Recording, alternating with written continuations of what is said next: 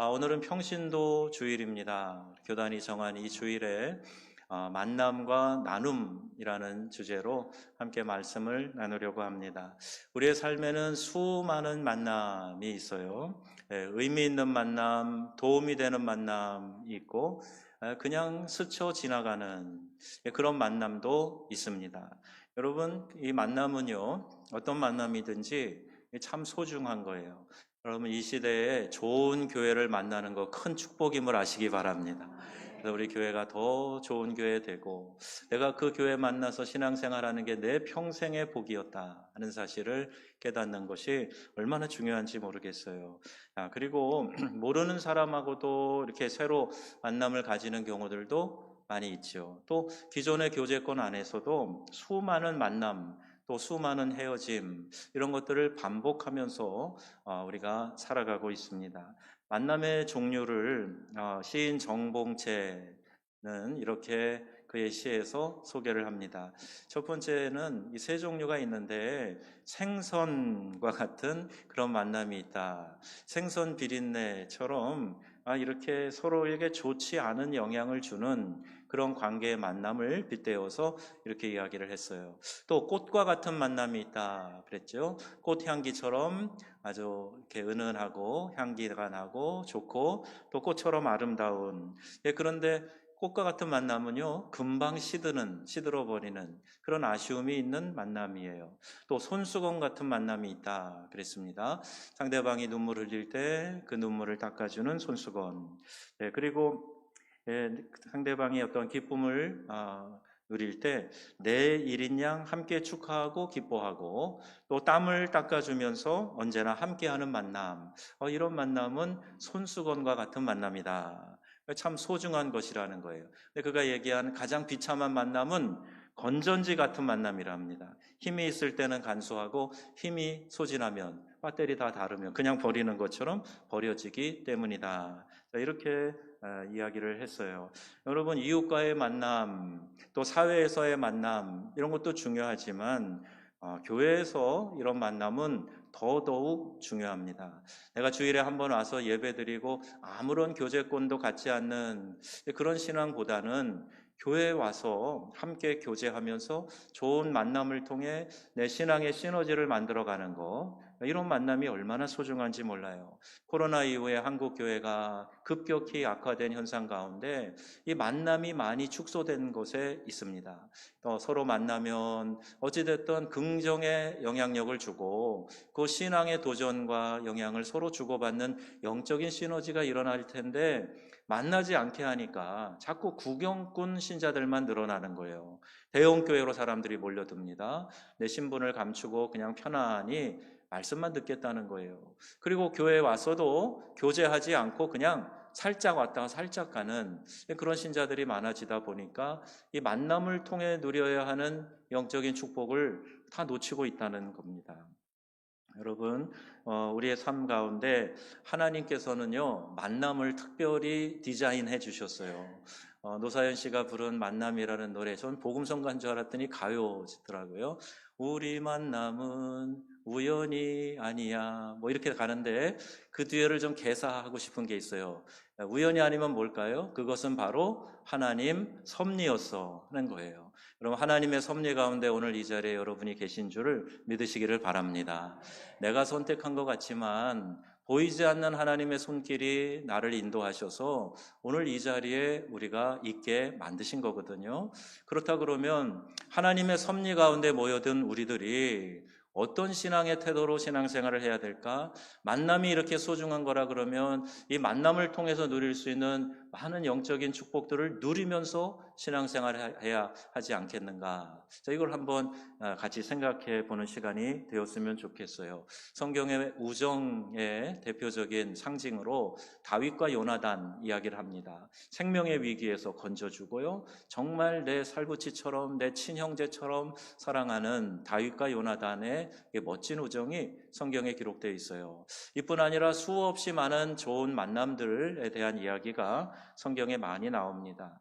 나를 만나는 모든 이들에게 마중물 같은 그런 만남이 되자. 또 좋은 친구, 우정을 나누는 그런 만남이 되자. 이런 것들을 한번 여러분 교회 안에서 찾아보시면 참 좋겠습니다.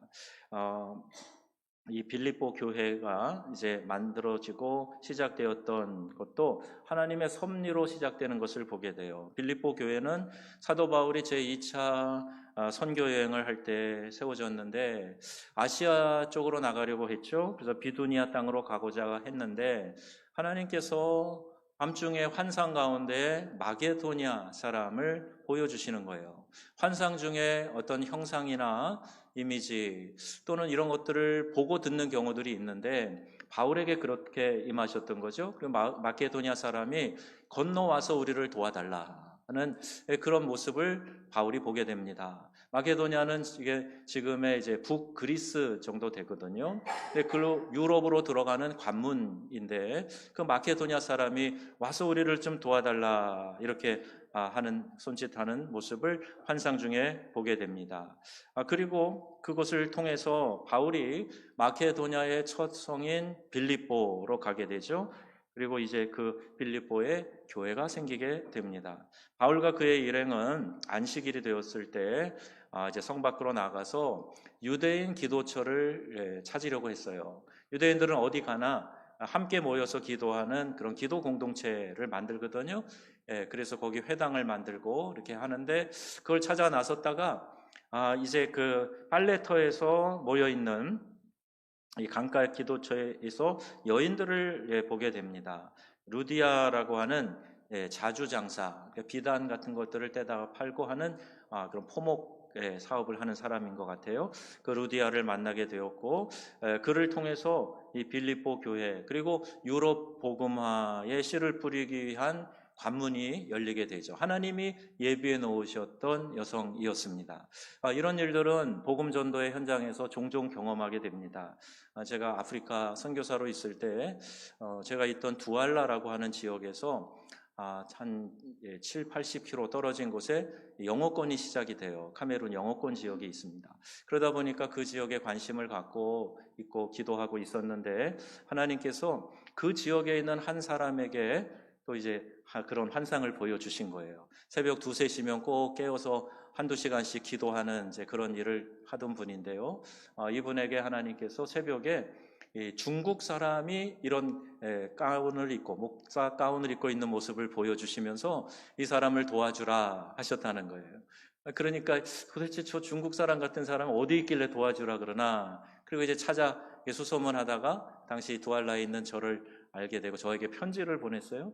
그래서 그 편지를 읽어보고 만나러 가야 되겠다. 그리고 가서 만났더니 이분이 이제 중학교 영어 선생님인데 영어 교과서를 집필하는 정도로 아주 인텔이고요. 또 싱가포르 유학도 다녀온 사람이고 그 이 제이콥이라고 하는 분을 통해서 보야 교회가 생기게 됐고 보야 대학교 한 5, 6천 명의 학생이 있는 큰 대학이 국립대학인데 그 앞에 전도 사무실도 열게 되었고 나중에 톨레라는 지역에 교회도 개척하게 되었고 보야 대학교의 부총장인 춘보 교수님을 만나서 영어권 사역에 막 이렇게 활력을 경험했던 그런 일이 있습니다. 하나님 보여주시고 만나게 해주시는 거예요. 그래서 여러분 만남은 결코 우연이 아니다. 모든 것이 하나님의 섭리 가운데 있다 하는 거 여러분 꼭 기억하셔서 지금 내가 만나고 있는 사람들 어떤 의미와 섭리로 하나님이 만나게 하시는가 이것을 우리가 잘 생각할 필요가 있어요. 도널드 맥가브란이라고 하는 교수님이 있는데요.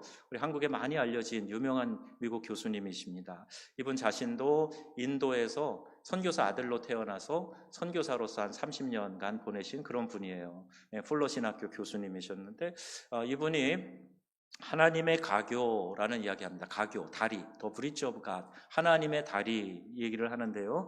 이게 뭐냐? 사람들의 관계, 이 관계의 다리라고도 번역이 되는데 사람과 사람 사이의 관계가 하나님이 이렇게 만들어 놓으신 다리와 같다는 거예요. 무슨 다리일까요? 그 관계를 통해서 복음을 전하고 사랑을 전하고 하는 그런 관계의 다리로 하나님이 사용하신다는 겁니다. 소그룹의 관계를 통해서 믿지 않는 이웃과 친구들을 초대하고 또 이렇게 함께 예수 믿도록 교회라고 하는 데까지 오기는 어려워도 이 소그룹에 와서 함께 기도하자. 너 삶의 여러 가지 일들을 위해서 우리 같이 기도해 줄게. 그 소그룹에 초청하는 거. 이게 목장 모임이죠. 또 교회 안에도 여러 기관들이 있어서 그 기관을 통해서 함께 교제하도록 만들어준 거, 이게 이제 영적인 소그룹, 또 교제의 그룹인 겁니다. 여러분, 모든 관계는 만날 때 이루어져요. 만나지 않으면 이 관계가 어떤지 점검이 잘 안 되고, 때로는 오해도 이렇게 많이 생기게 됩니다. 교인들이 목사의 설교를 늘 듣지요. 그런데 실제로 그들의 변화를 보면은요, 설교를 통해서 변화되는 것보다 내 주변에 믿는 사람들을 보고 따라하면서 변화되는 경우가 훨씬 더 많습니다. 여러분, 간증을 좀 많이 들어보시고요. 그러면 내 안에 도전이 생겨요. 나도 저런 은혜를 좀 받고 싶다. 여러분들에게 간증도 좀 들어보시라, 이렇게 링크도 보내고 하는 이유가, 그 간증의 주인공이 그 사람만이 아니라 나도 오늘 그 간증의 주인공이 될 수 있다, 그런 마음에 도전을 받게 되고, 또 이렇게 그 대단한 간증이 아니어도 내 옆에 있는 분들을 통해서 자연스럽게 배워가는 그런 모습이 있습니다. 그래서 여러분, 교회는요, 설교가 위대하게 만드는 것 같지 않아요. 내 옆에 그 말씀을 듣고 실천하는 한 사람, 그 사람이 교회를 이끌어가는 리더가 되고, 그를 본받고 따라가게 될 때 높은 큰 산이 하나 있거나 큰 나무가 있으면 그 주변에 많은 생태계가 새롭게 조성되는 것 같은 영적인 원리가 교회 안에도 생겨지게 된다는 말입니다. 평신도 주일에 여러분에게 도전합니다. 여러분이 그 큰 나무 되시기를 바랍니다. 영적인 큰 나무가 되도록 하나님 성령께서 내 안에서 역사하셔서 하나님의 말씀으로 저를 키워주시고 저를 하나님의 능력 가운데 세워 주시옵소서, 이런 기대가 필요하겠죠. 신약의 교회들은요, 이 평신도 사역의 중요성을 우리에게 알려주고 있는데, 신약의 교회들은 목회자가 있고 교회를 개척한 그런 경우가 대부분 아닙니다. 대부분 누가 교회를 세웠느냐? 다 평신도들이 교회를 시작을 했어요. 바울과 베드로 같은 위대한 사도들이 있었지만 그들이 어디에 정착해서 목회를 한 것이 아니고요, 다니면서 복음을 전했어요. 바울과 같은 경우에는 정말 넓은 지역 지중해를 끼고 이렇게 1차, 2차, 3차 다니면서 복음 전했는데 한 곳에 오래 머물지도 않았습니다. 제일 오래 있었던 곳이 에베소인데 한 2년 있으면서 거기에 두란노 서원이라는 것을 만들고 거기에서 좀 오래 있으면서 체계적으로 말씀을 가르쳤죠. 그리고 로마서를 집필해서 이제 보냈는데, 로마서의 수신자가 누구냐? 로마에 있는 교회 성도들이에요. 근데 바울은 가서 자기가 로마에 가보지도 않았고 전도도 안 했거든요. 근데 이미 교회가 거기 생겨 있는 거예요. 그래서 내가 가서 너네들을 좀 만나보기를 원한다. 근데 이러이러한 일 때문에 지금 막혀 있지만 빨리 가서 너희들을 보기 원한다. 그러면서 먼저 편지를 보냈는데, 우리 기독교 신앙은 이런 거다, 복음이 이런 거다라고 체계적으로 설명을 해서 그들의 신앙을 이렇게 일깨워주고 잘 지켜주기 위해서 보낸 편지가 로마서입니다. 여러분, 로마서를 읽을 때마다 신앙은 이렇게 하는 거구나, 이렇게 신앙의 체계적인 것들을 배울 수 있어서 참 좋지요. 자, 이렇게 평신도들에 의해서 세워진 교회, 이것을 성경에서 우리가 많이 보게 되고, 평신도라는 말은요, 이제 원래는 성경의 표현대로 보면 라이코스, 하나님의 백성이라는 뜻입니다. 그러니까 하나님의 백성의 평신도가 따로 있고 어떤 성직자가 따로 있는 게 아니라 다 하나님을 믿는 하나님의 백성들이에요. 근데 이제 중세교회 시대를 거치면서 사제 계급과 그리고 평신도를 이렇게 구별하기 시작했어요. 사제들은 라틴어를 배워서 이 라틴어로 기록된 성경을 읽을 줄 알고 말씀을 직접 접할 수 있었는데, 평신도들은 글도 못 읽었지만은 성경조차도 가지고 있을 수 없었어요. 너무나 비싸고 이렇게 흔한 것이 아니었기 때문에 그랬습니다. 자, 그러니까 자꾸 이게 계급화되고 구별이 되었던 것이지, 원래 우리 모두가 다 초대교회처럼 하나님의 백성, 라이코스라고 말할 수 있고 다 평신도라는 이 단어 안에 들어가 있다는 말입니다.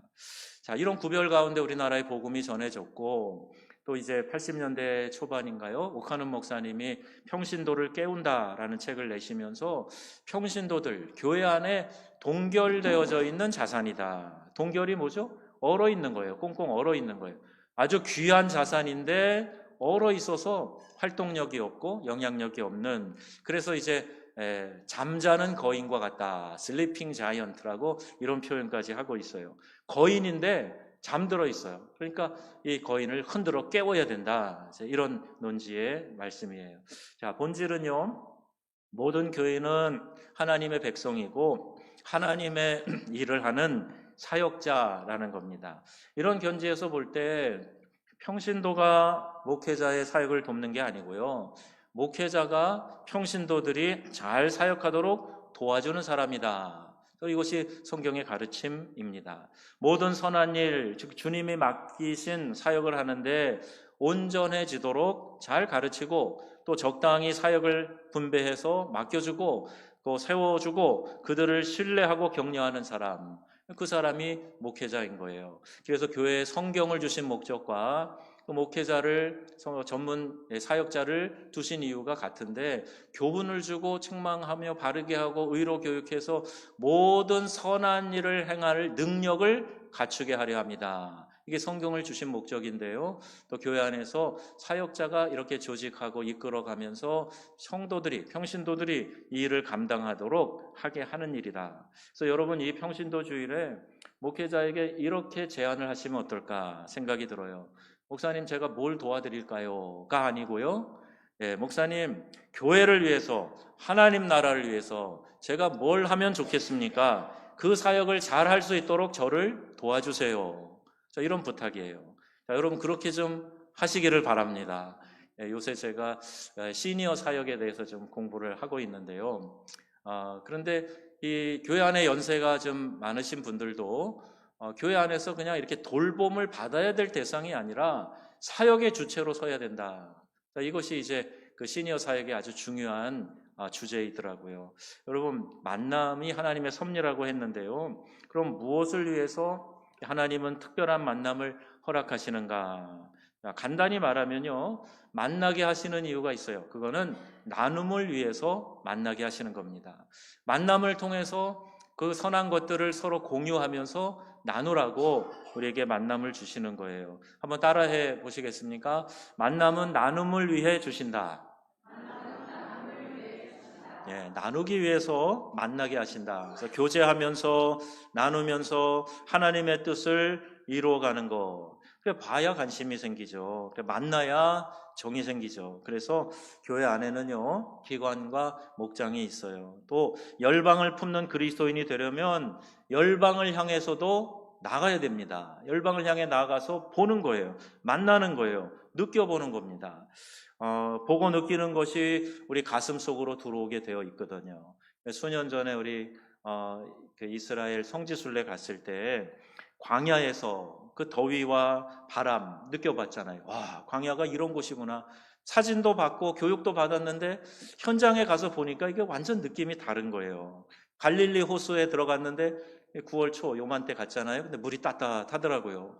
우리 권사님들이 막 손에 손을 잡고 꽁충꽁충 뛰는데 예쁜 소녀들 같으시더라고요. 얼마나 좋아하시는지. 그 모습을 보면서 갈릴리 바닷물이 이렇구나.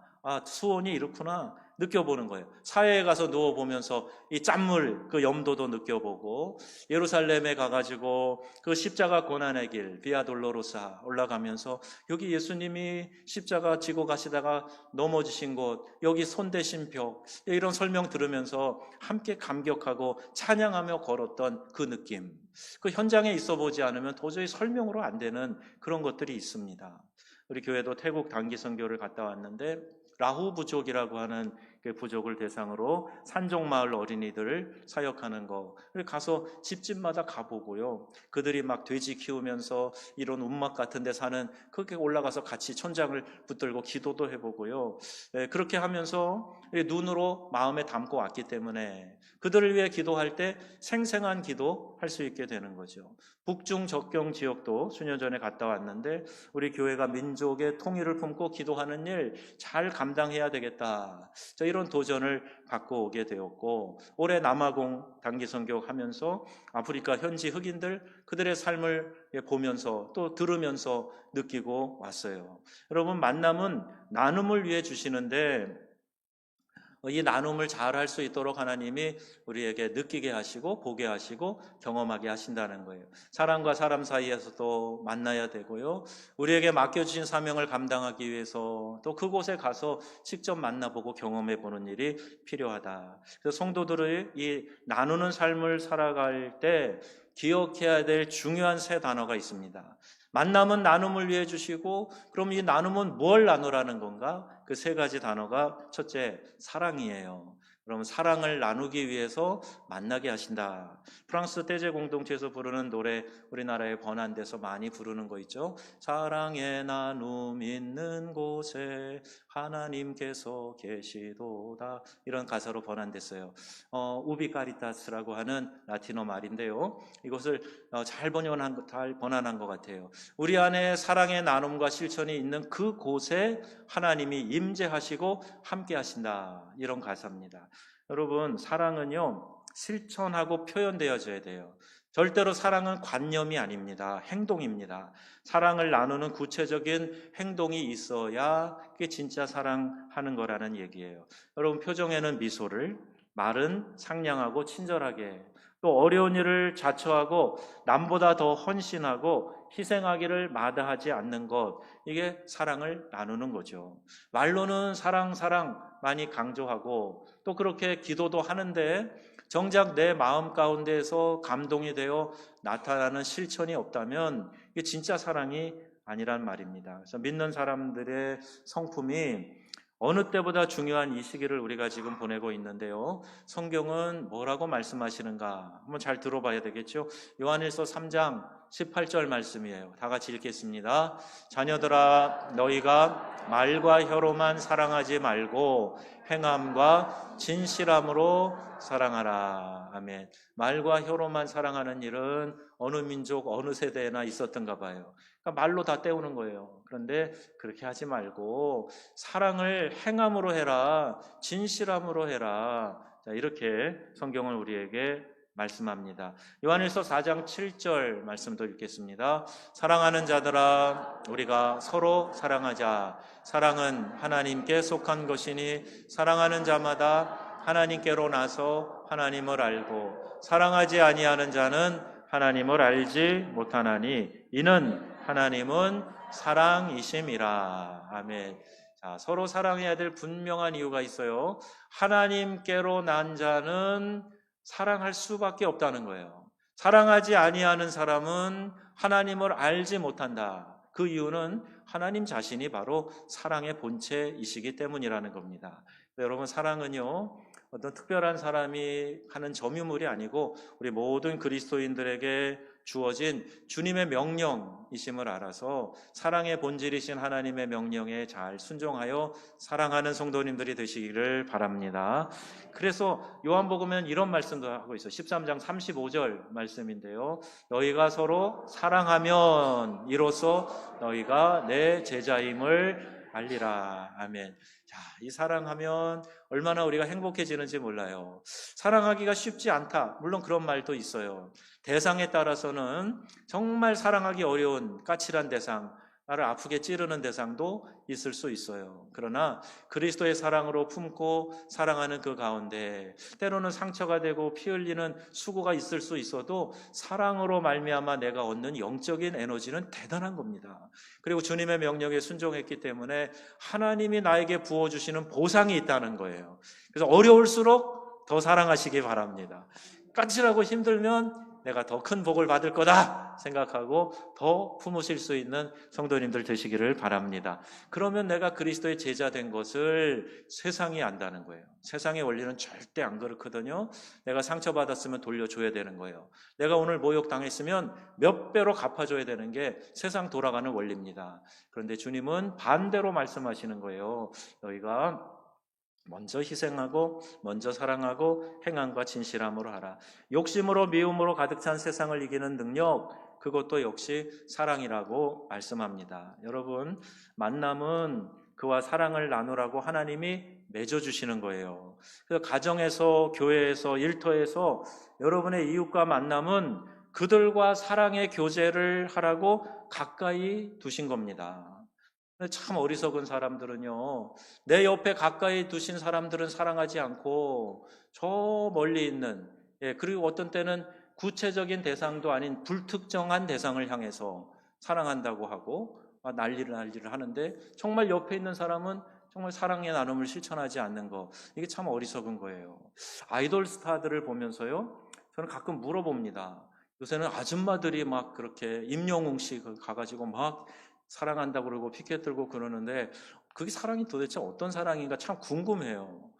정말 그 사람을 사랑하는 그 사랑이 내 마음의 중심에서 나오는 행함과 진실함으로 표현할 수 있는 그런 사랑일까? 뭐 선물은 많이 하고 뭐 팬레터도 보내고 그런다고 그러는데 좀 다를 것 같아요. 근데 여러분, 그런 아이돌 스타를 사랑하는 그런 사랑이나 내가 알지 못하는 특정이, 그는 나를 알지 못하는 어떤 제3의 인물을 사랑하는 것보다 더 중요한 것은 지금 내 옆에 두신, 내 가까이에 만남을 허락하신, 교제하라고 주신 그 사람을 사랑해야 된다는 거예요. 여러분, 행함과 진실함으로 내 옆에 있는 사람들을, 내 가족을, 내 자녀들을, 우리 교회 성도들을 사랑하는 우리의 믿음의 권속들이 다 되시기를 주님의 이름으로 축원합니다. 이 사랑의 실천을 통해서 너희가 내 제자 됨을 세상이 알게 될 거다.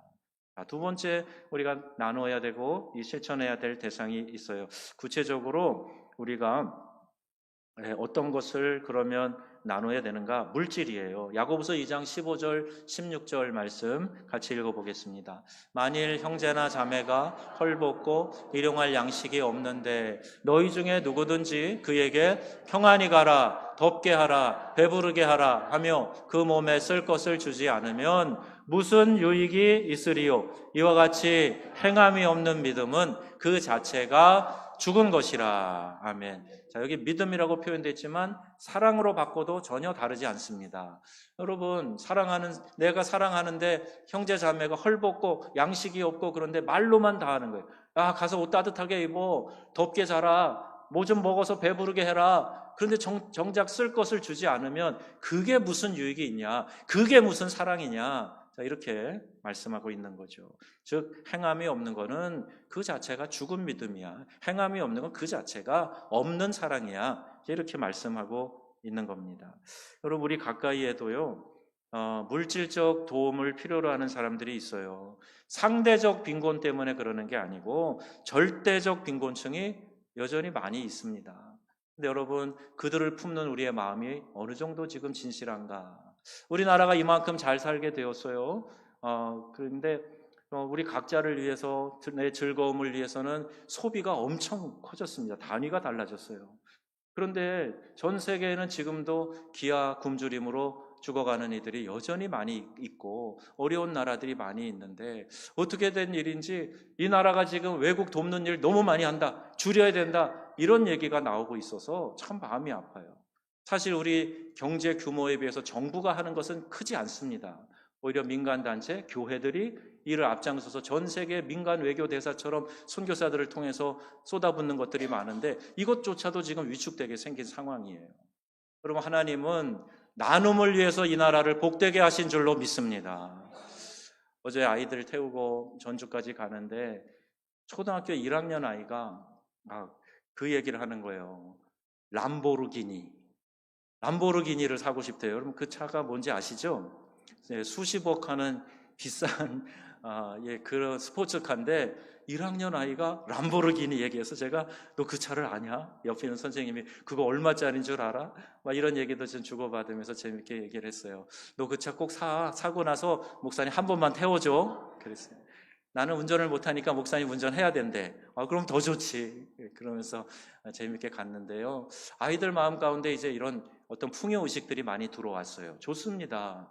부를 누리고 또 그 하나님 주신 축복을 잘 경영하는 것 좋아요. 여러분도 부자 되시기 바랍니다. 그리고 귀하게 여러분들 하나님 앞에서 높은 위치와 역할, 책임도 많이 감당하시기를 바랍니다. 근데 왜 주시는가? 왜 그걸 주시는가? 내가 잘 먹고 잘 살고 뽐내고 그러라고 하는 게 아니고요. 우리 옆에 있는 절대적으로 빈곤층, 어려운 사람들 도와서 이 땅을 사는 동안에도 위로가 되고 용기가 되고 힘을 얻어서 살만한 세상이구나. 예수 믿는 사람들이 참 마음이 좋구나. 자, 이렇게 전하는 삶을 살으라고, 사랑을 실천하는 삶을 살으라고 우리에게 복을 주시는 줄로 믿습니다. 그래서 물질을 축복이 아니고 은사다 이렇게 하는 이야기를 제가 듣고 많이 공감을 했어요. 전에는 물질 축복 아주 이렇게 붙은 단어처럼 사용이 됐지 않았습니까?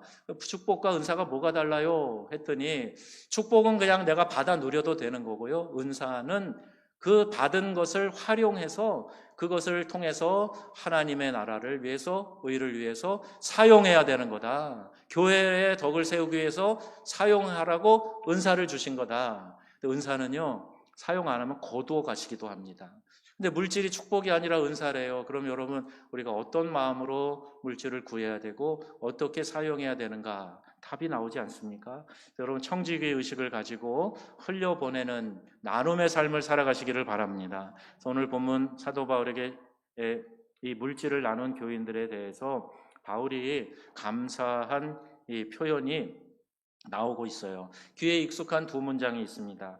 4장 13절 말씀이에요. 읽어보겠습니다. 내게 능력 주시는 자 안에서 내가 모든 것을 할 수 있느니라. 아멘. 그리고 19절 말씀도 우리가 자주 접하는 말씀이에요. 나의 하나님이 그리스도 예수 안에서 영광 가운데 그 풍성한 대로 너희 모든 쓸 것을 채우시리라. 아멘. 특별히 신방해서 이 말씀 전하게 될 때가 종종 있는데요. 아멘 할렐루야. 신방할 때 이 말씀 전하면 다 기쁨으로 받으세요. 그런데 여러분, 이 두 문장의 맥락을 아는 것이 중요합니다. 10절에 보면요, 내가 주 안에서 크게 기뻐함은, 뭘 기뻐한다는 건가? 교인들이 바울을 돕기 위해서 헌금을 한 거예요. 두 차례나. 거기에 대해서 바울이 지금 기뻐한다, 감사한다, 그런 표현을 하고 그 다음에 바로 이어서 나오는 그 말이 여기에 나오게 됩니다. 행간을 읽어볼 수가 있겠어요. 왜 바울이 급히 이야기를 이어서 할까? 대부분 목사님들의 솔직한 고백일 수도 있겠어요. 혹시 내가 뭘 바라고 선물을 원해서 공짜 밝힌다고 오해하면 어떡하지? 그러면서 이제 바로 11절에 이어 나오는 말씀이 뭐냐 하면, 내가 궁핍함으로 말하는 거 아니다. 나는 일체의 비결을 비천, 풍부, 배고픔, 또 배부름에 대해서 배웠다. 나는 어떤 형편에든지 자족하기를 배웠노라. 자, 이렇게 11절, 12절 얘기하고 그 다음에 13절에 내게 능력 주시는 자 안에서 내가 모든 것을 할 수 있다. 이렇게 고백을 한 거예요. 즉 바울이 고백한 주님 안에서 모든 것을 할 수 있다는 말은 그 어떤 형편에 있든지 불평 안 하고 원망 안 하고 낙심 안 하고 살아갈 일체의 비결을 배웠다. 이 말을 하는 겁니다.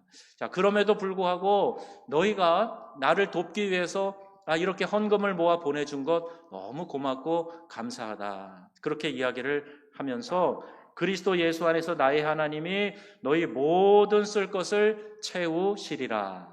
이런 맥락으로 이어지는 겁니다.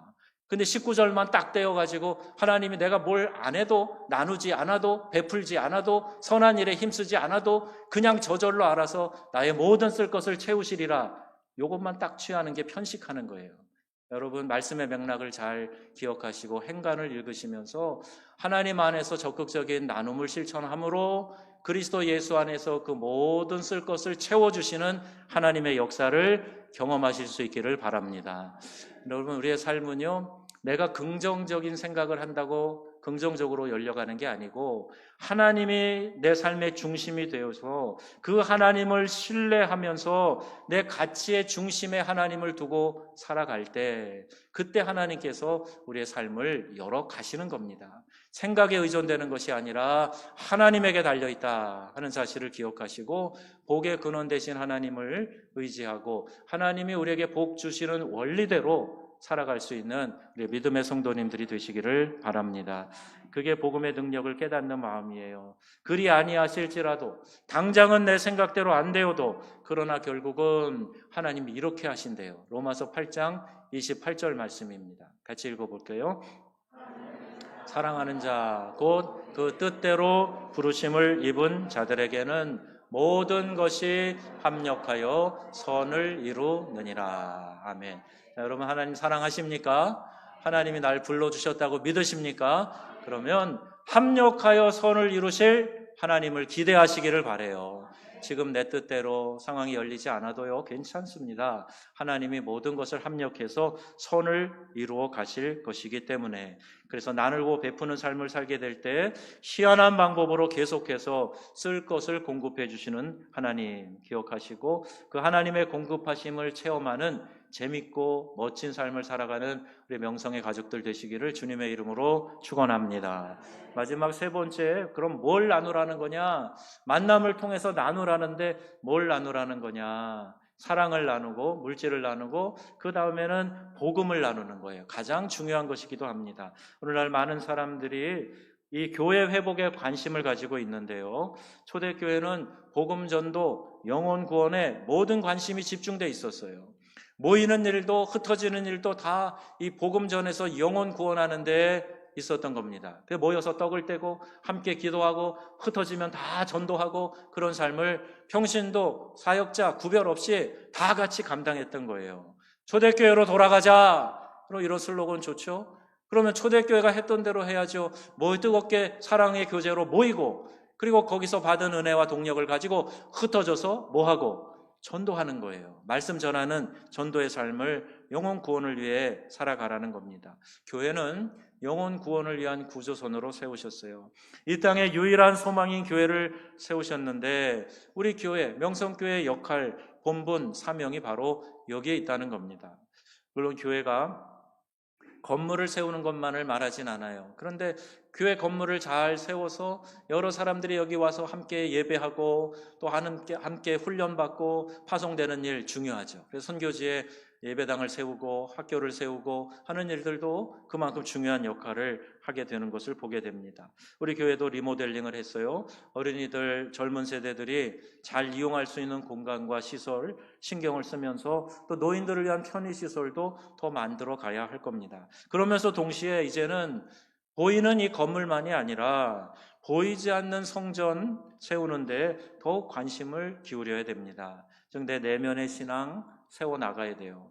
여러분, 신앙이 지금 부서지지 않고 무너지지 않고 잘 세워져 가고 있는가 늘 점검해 보아야 됩니다. 공동체의 비전과 목표를 세워가는 거 매우 중요합니다.